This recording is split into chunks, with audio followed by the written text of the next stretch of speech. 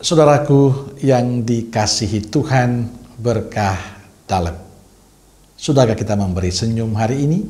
Senin 3 Juli 2023. Gereja merayakan pesta Santo Thomas Rasul.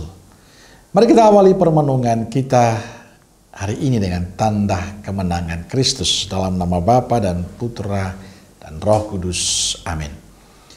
Permenung kita diambil dari Injil Yohanes bab 20 ayat 24 sampai 29. Tetapi Thomas, seorang dari ke-12 murid itu, yang disebut Didimus, tidak ada bersama-sama mereka ketika Yesus datang ke situ. Maka kata murid-murid yang lain itu kepadanya, "Kami telah melihat Tuhan." Tetapi Thomas berkata kepada mereka, "Sebelum aku melihat bekas paku pada tangannya, dan sebelum aku mencucukkan jariku ke dalam bekas paku itu, dan mencucukkan tanganku ke dalam lambungnya, sekali-kali aku tidak akan percaya." 8 hari kemudian, murid-murid Yesus berada kembali dalam rumah itu, dan Thomas bersama-sama dengan mereka. Sementara pintu-pintu terkunci, Yesus datang, dan ia berdiri di tengah-tengah mereka dan berkata, "Damai sejahtera bagi kamu." Kemudian ia berkata kepada Thomas, "Taruhlah jarimu di sini, dan lihatlah tanganku. Ulurkanlah tanganmu, dan cucukkan ke dalam lambungku, dan jangan engkau tidak percaya lagi, melainkan percayalah." Thomas menjawab dia, "Ya Tuhanku dan Allahku."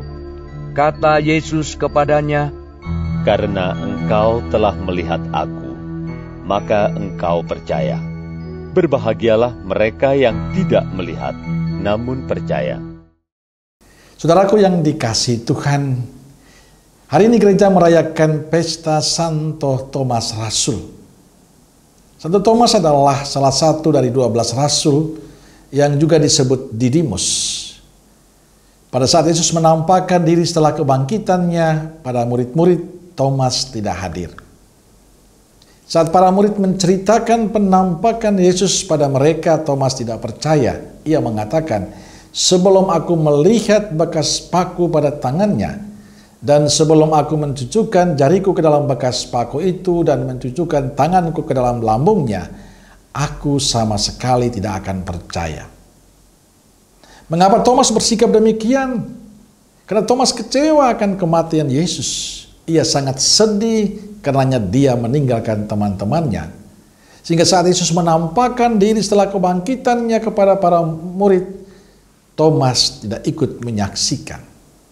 Saudaraku yang dikasihi Tuhan, sikap Thomas adalah gambaran sikap umat beriman. Sering kita kecewa pada Yesus. Ada banyak umat yang sudah sekian tahun mengikuti Yesus mengatakan, "Di manakah Yesus?" Toh masalah terus terjadi, persoalan silih berganti, menimpa kehidupan. Sakit dan penderitaan selalu ada. Kita kecewa dan akibatnya kita mulai malas untuk berdoa, kita mulai menarik diri dari Tuhan. Hari ini lewat kisah hidup Santo Thomas, kita disadarkan bahwa Tuhan selalu punya cara untuk kita.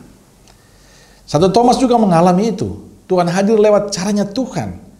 Cara Tuhan itu indah. Itulah yang dialami oleh Thomas, di mana pada akhirnya percaya Tuhan sungguh bangkit dan menampakkan diri kepadanya. Thomas akhirnya memberikan diri seutuhnya untuk Tuhan. Kuncinya adalah keterbukaan hati pada Tuhan. Dalam situasi apapun, mau senang mau pahit, tetaplah terbuka hati pada Tuhan. Tetap percaya bahwa Tuhan punya cara tersendiri. Tuhan punya rencana tersendiri untuk setiap kehidupan kita. Saudaraku yang dikasihi Tuhan, kepahitan dan masalah yang kita alami memang tidak akan pernah berhenti. Selalu ada dalam perjalanan hidup kita. Itulah tantangan hidup beriman kita. Apakah dalam situasi itu kita tetap percaya Allah selalu bersama kita? Allah tidak meninggalkan kita. Satu yang terus kita pegang sebagai umat beriman adalah bahwa dalam situasi apapun Allah tidak pernah meninggalkan kita. Walaupun kita mungkin mengkhianati Dia tetap mencintai kita. Yang penting bagi kita saat ini adalah membuka hati untuk Tuhan dan membiarkan diri kita dipimpin, diatur oleh Tuhan. Amin. Semoga Allah yang Maha Kasih memberkati saudaraku sekalian, Bapa, Putra, dan Roh Kudus. Amin. Roh Kudus Nazaret, doakanlah kami. Amin. Berkah dalam.